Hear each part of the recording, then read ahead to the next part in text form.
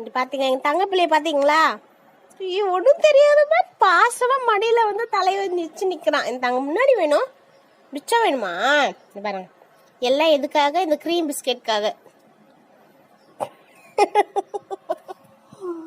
சாப்பிட்டு மறுபடியும் வருவான் பாருங்களேன்.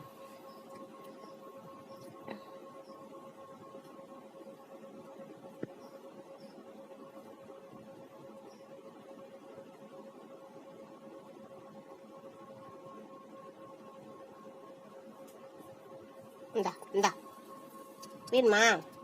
இந்தா இந்தா